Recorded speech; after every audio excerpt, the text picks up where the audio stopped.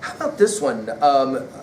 Let's look at his essay, first line, of parents and children. Obviously, we're interested in this concept. The joys of parents are secret, and so are their griefs and fears. They cannot utter the one, nor they will not utter the other. Children sweeten labors, but they make misfortunes more bitter. They increase the cares of life, but they mitigate the remembrance of death.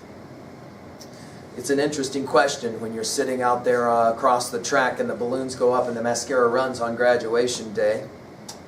You obviously think of this from the perspective of your own experience, but what will it be like for the people who have raised you, who just a few years ago held you in infancy in their hands, and now they get to watch you walk across that track, get your diploma, and leave?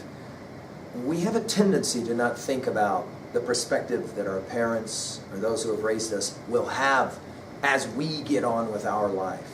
Fascinating. How about this one? It's a famous opening line of Marriage and the Single Life, a very controversial essay. He that hath wife and children hath given hostages to fortune, for they are impediments to great enterprises, either of virtue or mischief. In this essay, a brilliant opening line, challenging opening line, he will make the argument that it is a good thing to get married and have children, but many of the greatest men who ever lived, and in Bacon's mind, those will all be men, were single. Of course, today we think often about men and women who were very important in the history of the world. Many of them were single or without children. Very interesting idea. Of course, we could continue our study of these essays by looking at some of the instruction of Bacon and some of the essays that for him are quite remarkable. For example, his essay on atheism is a remarkable little text. He says it this way: "It is true that a little philosophy inclineth man's mind to atheism, but depth in philosophy bringeth men's minds about to religion." It's only natural that when England and Europe begins the process of what we will call the separating, or as the American philosopher Ken Wilber calls it, the differentiation of the value spheres of arts, morals, and science begins to pull away from the power of the church, it's only natural that the philosophic, scientific mind will begin to trend towards challenging ideas of deity and God. We will get to this more in our final conversation of Volume 3 with a classic text by Thomas Brown, Religio. It's a text that's going to challenge us in regards to what's the value of religion. And I think it's an interesting text to be included in the Harvard's Classics, but here already we're seeing it. Bacon is aware that increasingly there will be people who say, I'm not sure I believe all this religion stuff. But notice here his argument. If you just scratch the surface of philosophy, you become an atheist. If you go much deeper, you will become a theist. This will, of course, be a huge debate for us through the history of the Enlightenment and beyond. I love his essay called Of Travel. This is one of the amazing ones. He'll say several things. First of all, he points out that traveling in the younger sort is a part of education, in the elder a part of experience. He that travelleth into a country before he hath had some entrance into the language, goeth to school, and not to travel. It's a fascinating argument. He says several things that are fascinating. I'd recommend you read this essay on your own. I'm sorry I can't give you more details. He says when you travel, you should probably make sure you're writing stuff down. Use some kind of journal or diary, and that way you can kind of understand as you are going through the experience. He says don't spend too much time in one place, but get around the different parts of the place where you're traveling to. He says it's better to learn the language before you go, and that way you can have an experience that's compelling. His knowledge is remarkable. For example, we're impressed with the fact that he writes an essay called Of Gardens, where he will comment on gardens and he will show off, some will say, the amazing knowledge of botany that he has. He begins with God Almighty first planted a garden. Here we're thinking of Eden, and we'll come back to that conversation when we do our Milton's Paradise Lost. And indeed, it is the purest of human pleasures, gardens. It is the greatest refreshment to the spirits of man, without which buildings and palaces are but gross handiworks. In other words, if you're going to build a town, it makes sense to ask, where are you going to put your gardens? Where are you going to put your parks? Where are you going to put things that grow so people can enjoy that? Find in any town the garden, the park. Think about even our own town. And the ways in which that's central to how we define what's important to us, our aesthetics and all of that. It's a wonderful read. I recommend it to you. And you'll be blown away by the knowledge that Bacon has. Finally, let's take some time and look at Essay 50, which is, of course, the most maybe well-known of all of his essays of studies. I've already given an introductory lecture to Bacon and this essay of studies, but I want to now just work through the essay and more particularly see if we can kind of point out the ways in which Bacon's writing style helps out to say a lot in a little space. He begins. Studies serve for delight, for ornament, and for ability. Their chief use and delight is in privateness and retiring. In other words, studying is great for when you're by yourself. For ornament is in discourse. You'll learn how to talk well. For ability in the judgment and disposition of business. If you know stuff, you can make money. For expert men can execute and perhaps judge of particulars one by one. But the general counsels and the plots and marshalling of affairs come best from those that are learned. It's an interesting idea. In other words, if you are learned, you can integrate your knowledge. It's synthetic learning is the challenge. In other words, don't say, I'm good at math, but I'm crummy in English. Bacon says, learn all of it so that you can then become learned. And the process of being learned, of course, is you can make a good living. You can make money as well. He's very practical, very pragmatic. He says this, to spend too much time in studies is sloth. You can overdo it and become nothing but a bookworm. To use studies too much for ornament is affectation. In other words, you can overdo it and people will begin to think that you're always BSing or flattering when you talk, right? Or you're trying to impress if you've got a big vocabulary. To make judgment wholly by their rules is the humor of a scholar. In other words, you can use what you know. Studies perfect nature and are perfected by experience. For natural abilities are like natural plants that need pruning by study. This is a classic simile, or the comparison using like or as. He says, you have these natural abilities, yes? But then you have the experiences that have to kind of go along with these abilities. That's the pruning, like the pruning of a tree, we might say. Studies themselves do give four directions too much at large, except they be bounded in by experience. I think this is a compelling idea. Let's put it in our notes. He says it's not enough to know stuff.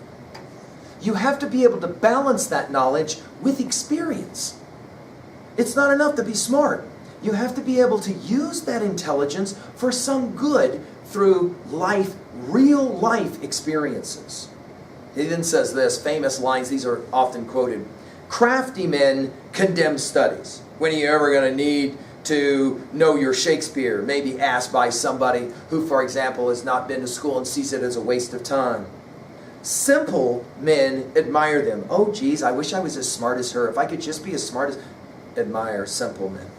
Wise men use studies. There it is. The great utilitarian thinker Bacon says, whatever it is that you're learning, you remember that stupid question you ask in 8th grade, when am I ever going to need to use this? Of course, today, we now know that we've taken an ACT. Oh, that would have probably helped me if I'd actually learned some of that mathematics in 7th and 8th and 9th grade, right? Right. In other words, the ability to use stuff is the key. Watch this one. For studies teach not their own use, but that is a wisdom without them, and above them, won by observation. In other words, the application of the stuff that you know. Finally, he will begin to talk about what studies he means when he talks about studies. Read not to contradict and confute, nor to believe and take for granted, nor to find talk and discourse, but read to weigh and consider. One of the reasons I love this essay for students is he says it. If you're going to read, don't just start out wanting to argue with everything you read, or to accept everything you read at face value. But read to weigh and consider. He then has an interesting word picture. It's a famous one about reading. He says some books are to be tasted. Here he doesn't mean literally, obviously.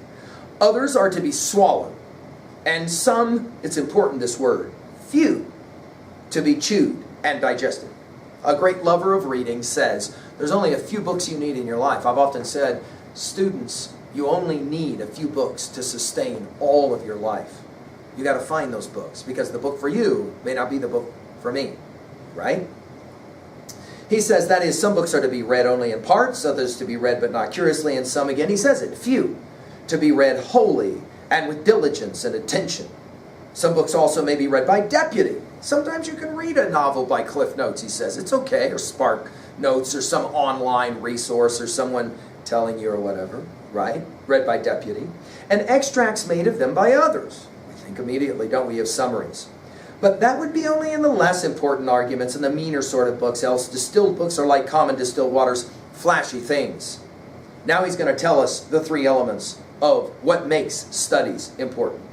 Reading maketh a full man. You're knowledgeable. Conference, the capacity to speak, eloquent, a ready man. And writing, an exact man.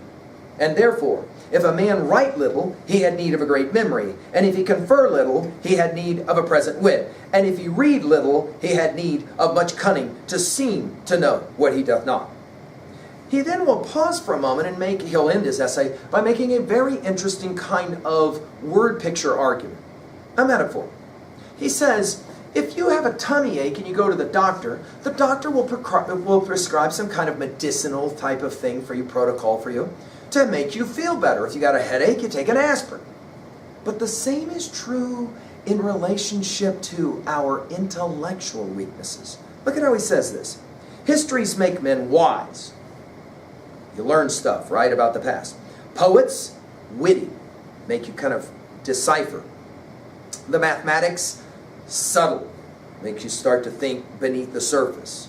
Natural philosophy, deep. Moral, grave. Logic and rhetoric, able to contend. And then he will say it in Latin, abundat studia in mores. That is to say, studies develop into habits. It's a line I recommend that you put in your notes, and some of you have put this maybe on a sticker next to your study area. Studies develop into habits. In other words, you are not naturally given to study. You have to kind of, it's like pruning a tree. You have to kind of learn how to do this and do this well. He will finish again by saying that there is any number of defects that you can fix by virtue of being a good student, an intellectual student. We have said in an earlier lecture that it's what we sometimes call that thing in your neck, that weakness maybe that will lead you to begin to think, I'm not a very good reader. I mean, every year in 303 I have students that come in and say, I'm not a very good reader, and I'll say, oh good, here's a book. No, you didn't hear me, I'm not a very good reader. Oh, if you're really not a good reader and you really hate to read, here's 2 books. I mean, the idea is going to make sense though if you think about it. If you've got something in your neck that's going to kill you, you obviously want it out. To take it out involves, of course, 2 things. You've got to have that honesty to admit you've got the weakness, and then you've got to have the courage to actually fix it, take it out. And of course, that's going to take time, and it's going to take hard work, isn't it? There is no magic pill, Bacon is going to say in his essay. No magic pill to somehow solving your intellectual weaknesses. But you have to admit that, first of all, it is a weakness, and it matters to you. And then you can go to work taking it out. Let's finish some final observations now at level 2 and at level 3.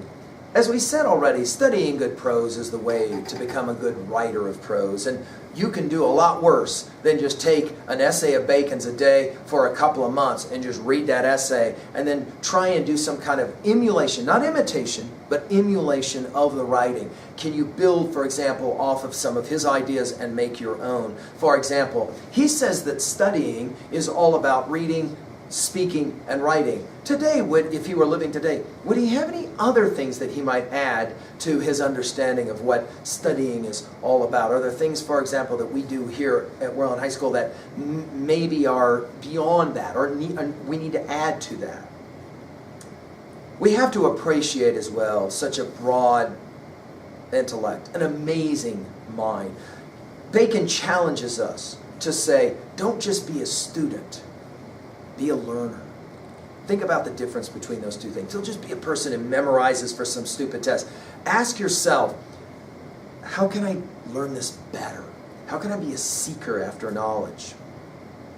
We now turn, in our next lecture, in Volume 3 of the Harvard Classics, to the other amazing prose stylist of the period, John Milton.